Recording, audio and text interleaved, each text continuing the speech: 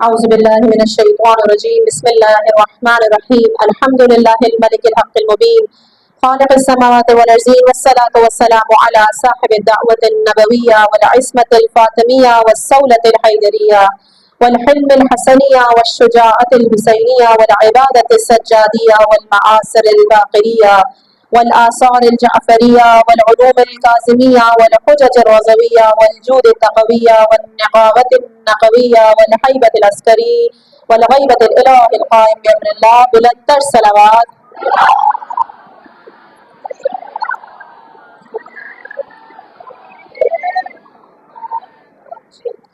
خداوند متعال کا انتہائی شکر ادا کرتے ہیں کہ خدا نے ہمیں توفیق دی کہ ہم اس سال بھی اس فرش عزا میں بیٹھے ہیں۔ 7 دن گزر چکے ہیں، آج 7ویں محرم ہے، خدا نے ہمیں توفیق دی۔ امام حسین کا غم صدیوں سے چلتا آ رہا ہے، 1400 سال گزر چکے ہیں، خدا نے نسل در نسل یہ توفیق ہم تک پہنچائی ہے۔ خداوند متعال اس غم کو ہمیشہ زندہ رکھے، ہمارے اندر، ہمارے خاندانوں کے اندر زندہ رکھے۔ ہمیں شکر بجا لانا چاہیے کہ ہم ایک ایسے گھرانے میں پیدا ہوئے ہیں کہ جہاں پہ علی کا نام لینے والے ہیں، جہاں حسین کا ماتم کرنے والے ہیں۔ ہم سب کی مزید توفیقات کے لیے اور بالخصوص امام زمانہ کے ظہور کے لیے بلندتر صلوات۔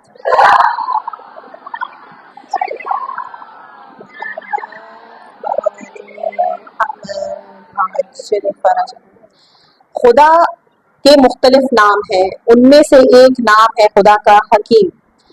حکیم کا مطلب ہے کہ خدا کے ہر کام میں کوئی نہ کوئی حکمت ہے، مطلب کوئی بھی چیز اس دنیا میں عبث خلق نہیں ہوئی ہے، بیکار خلق نہیں ہوئی ہے، ہر کام میں مصلحت ہے۔ حتیٰ کہ اگر ہماری زندگیوں میں بھی کوئی چیز ایسی انہونی ہو جاتی ہے تو اس میں بھی کوئی مصلحت ہی ہوتی ہے، یا تو اس میں ہمارا خود کا ہاتھ ایسا ہے کہ ہم نے ایسے حرکتیں کی ہیں جس کی وجہ سے یہ حالات پیدا ہوئے، یا پھر اس کام میں مصلحت خدا بندی ہے۔ مولا علی علیہ السلام نہج البلاغہ میں اللہ کے بارے میں فرماتے ہیں، اللہ کی حکمت اور خدا کے علیم ہونے کے بارے میں بتاتے ہیں کہ ایک چھوٹے سے مچھر کے پروں کو بھی خدا کاؤنٹ کرتا ہے کہ کتنی دفعہ اس کا پر ہل رہا ہے۔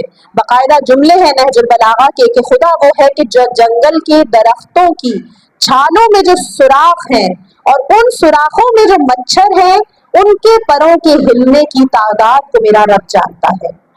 اللہ وہ ہے کہ جو ہر ایک چیز سے واقف ہے، تو ایسے کیسے ہو سکتا ہے کہ اللہ ہمارے دلوں کے حالات سے واقف نہ ہو؟ ہر مومنہ یہاں جو جو سوچ رہی ہے، جو دعائیں کر رہی ہے، وہ سب اللہ جانتا ہے، اور اللہ 70 ماؤں سے بڑھ کر پیار کرنے والا ہے۔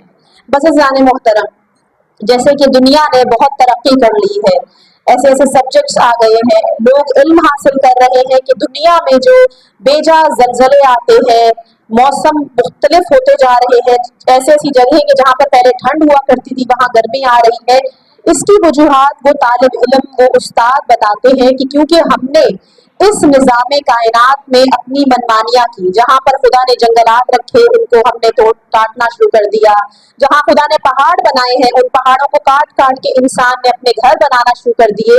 جب اللہ کے نظام میں ہم نے اپنی منمانی کی، خدائی نظام سے ہٹ کے ہم نے کام شروع کیا، تو یہاں پر اس دنیا میں بگاڑ پیدا ہوتا ہے۔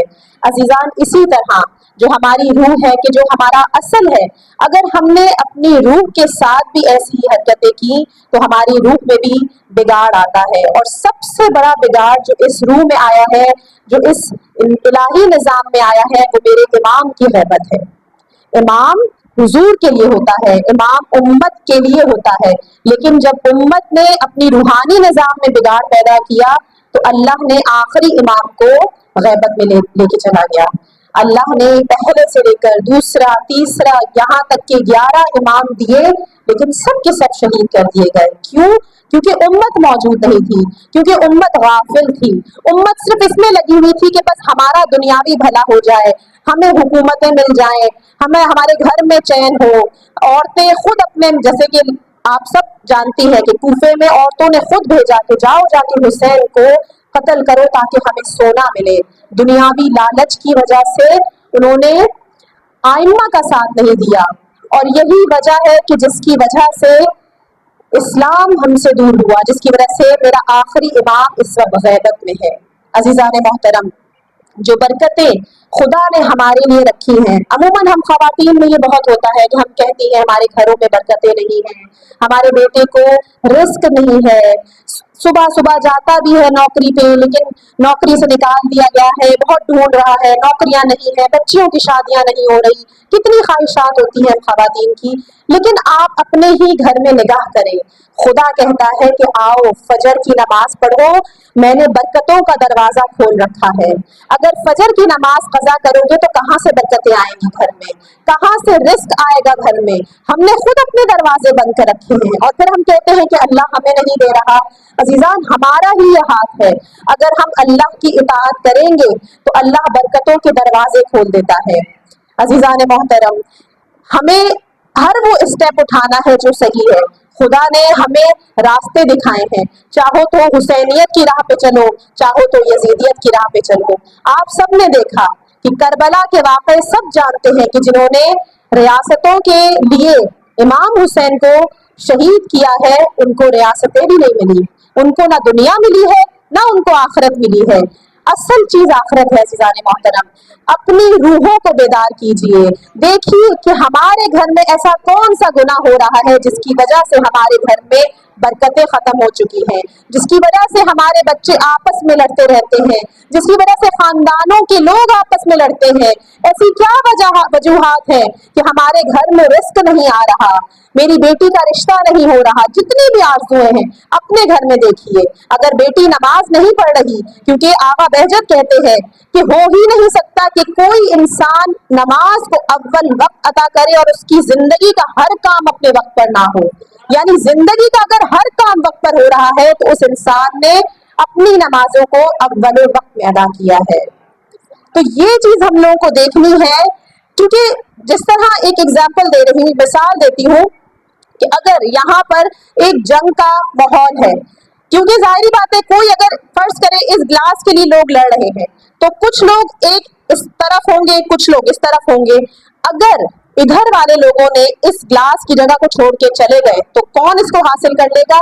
जो इस ग्लास के इस तरफ है वो इस पर काबिज हो जाएंगे।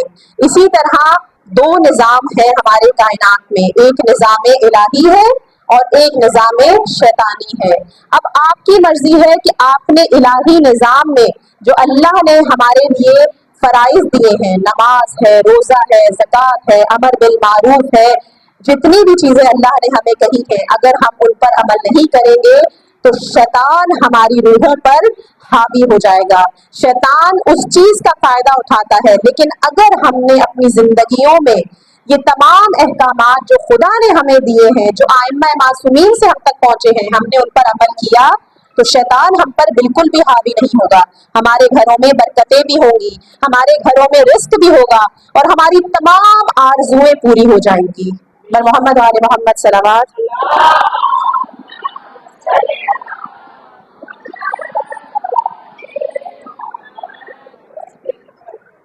एक मिसाल देती हूँ, जब हम फजर की नमाज के लिए सुबह का वक्त होता है तो अल्लाह ने वादा किया है कि जब तुम फजर की नमाज के लिए उठोगे और गुरूब जब सूरज के निकलने तक तुम अपने आप को खुदा से मरबूत रखोगे तो मुसलसल तुम्हारे घर में बरकतें नाजिल होती रहेंगी, जो बज़ाहिर उस वक्त हमें आंखों से नजर नहीं आती, लेकिन उसके असरात हमें फिर नजर आएंगे।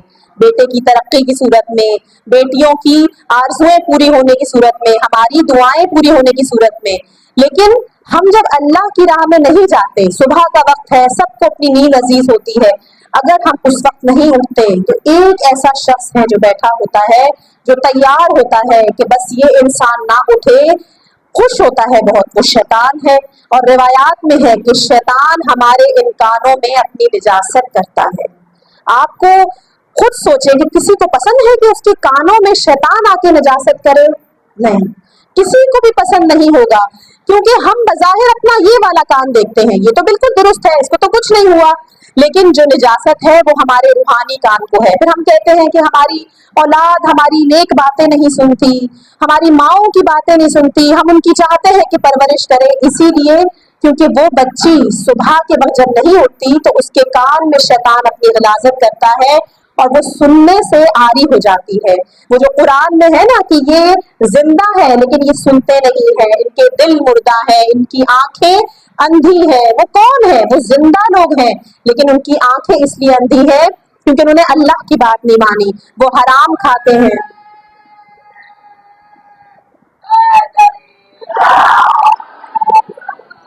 अल्लाहुम्मा सल्ली अला मोहम्मद वाजिल फरजहum। लेकिन अब भी खुदा ने ये नहीं कहा कि तुम मायूस हो जाओ कि अगर तुम्हारे कान नजस हो चुके हैं, तुमने नमाजें नहीं पढ़ी, तुमने सही पर्दा नहीं किया, तुम तौबा कर सकते हो। अल्लाह तौबा करने वालों को बहुत पसंद करता है। अल्लाह ने कहा कि जब कोई मुझसे तौबा करता है, जब कोई मुझसे बातें करता है तो मैं उसकी शहरगे हयात से भी नजदीक होता हूँ। कोई आपसे इतना नजदीक नहीं है जितना आपसे आपका अल्लाह नजदीक है। अल्लाह आपके 70 माओं से बढ़कर प्यार करता है। आप अपनी माँ के सामने गलती करके सिर्फ आंसू बहाती भी चले जाए, वो उसी वक्त गले लगा देती है, माफ कर देती है। तो जो 70 माओं से बढ़कर प्यार करने वाला रब है, वो कैसे आपको माफ नहीं करेगा। अज़ीज़ाने मोहतरम, हमें ये डर मिला है, मुसलसल अल्लाह कह रहा है आओ मेरी तरफ, अपने रूटीन्स को बदलें, अस्तगफार करें। क्या करना है आपने? सच्चे दिल से तौबा करनी कि या अल्लाह जो गुनाह पिछले वक्त में हो चुके हैं मुझे माफ दे, अस्तगफार कीजिए और पूरा इरादा करें कि आइंदा मैं ये गलती नहीं करूंगी, आइंदा मैं गुनाह नहीं करूंगी। अलार्म्स लगाएं, अपनी रूटीन चेंज करें, जिस तरह से हो सकता है। बेपर्द है तो अहद करें कि आज के बाद मैं अपना एक बार भी नामहरम के सामने नहीं आने दूंगी। अगर कभी नमाज कज़ा हो जाती है तो अल्लाह की बारगाह में रो रो के करें, या अल्लाह मैं आइंदा देखूंगी कि मेरी कभी नमाज कज़ा ना हो। नमाज अव्वल वक्त पढ़ने की कोशिश कीजिए। अज़ादारान मोहतरम, ये अज़ा जो हमें मिली है, जिस फर्शे अज़ा में बैठे हैं, यहाँ जो हम आंसू बहाते हैं ना हुसैन के लिए, वो हमारे दिलों को नरम कर देता है। आपको मौका मिला है, आप खुश नसीब हैं कि जो इस दर पर आई है। इतने दिनों तक माशाल्लाह 7 दिन तक आप इस फर्शे अज़ा पर आई हैं। अल्लाह से कहें इनका वसीला दे इन अहले बैते अतहार का कि अल्लाह हमारी पुरानी जिंदगी बहुत गुनाहों में कटी है, खुदावंद मुताल हमें इनके तवस्सुल से हमें माफ फरमा। आइंदा के लिए खुदा से कहे खुदा आइंदा हम गुनाह नहीं करेंगे। गिड़गिड़ाए सैयदुश शुहदा के हुजूर, गिड़गिड़ाए जनाबी ज़हरा के हुजूर। अज़ीज़ान मोहतरम, आज हम आए हैं एक माँ को पुरसा देने। अरे वो माँ की जो सैयदा निसाइल आलमीन है और उसका बेटा हुसैन है। अरे माँ बेटे का क्या प्यार होता है आप सब समझ सकती है, लेकिन करबला में सबने अपने अपने बेटों को कुर्बान किया है। वहबे कल्बी की माँ ने अपने बेटे को कुर्बान किया, अली अकबर की माँ ने अपने बेटे को कुर्बान किया, अली असगर की माँ ने भी कुर्बान किया है। अरे वहीं पर एक ज़ैनब है। अज़ीज़ान मोहतरम, जब जनाब ज़ैनब की शादी हुई थी ना तो निकाह में ये ख्वाहिश थी, निकाह में शर्त रखी गई थी कि मैं हुसैन की बहन हूँ, मैं हुसैन का साथ दूंगी। कैसे हो सकता है कि ओनो मोहम्मद की परवरिश ऐसे ना की हो। जब करबला में आए हैं ओनो मोहम्मद, देखते हैं कि ज़ैनब अपने भाई पे हमेशा कुर्बान है। माँ अपने बच्चों को समझाती है बेटा तुमने अपने मामू से जान निसार करनी है। अरे अली अकबर शहीद ना हो, अरे कासिम शहीद ना हो, ख्याल करना मेरे बच्चों, पहले तुमने शहीद होना है। बस एक शान से जो बच्चे गए हैं, नन्हे नन्हे बच्चे हैं। आप माएँ समझ सकती है कि जिनके छोटे छोटे मासूम बच्चे हो उन माओं पे क्या बीतती है। लेकिन मोमिनात, जनाबी ज़ैनब वो है जो अपने बच्चों के लिए ना रोई। आशूरा गुजर गई, बच्चों के लिए ना रोई। अरे 12वीं को जब यहाँ से रुखसत हुई है ना करबला से, हुसैन के लाशे पे गिरा दिया ज़ैनब ने खुद को, ओनो मोहम्मद के लिए ना रोई। अरे चहलों पे भी ओनो मोहम्मद का ना रोई। लेकिन अब जब मदीना गई है, खाली घर को देखती है, ओनो मोहम्मद याद आती है।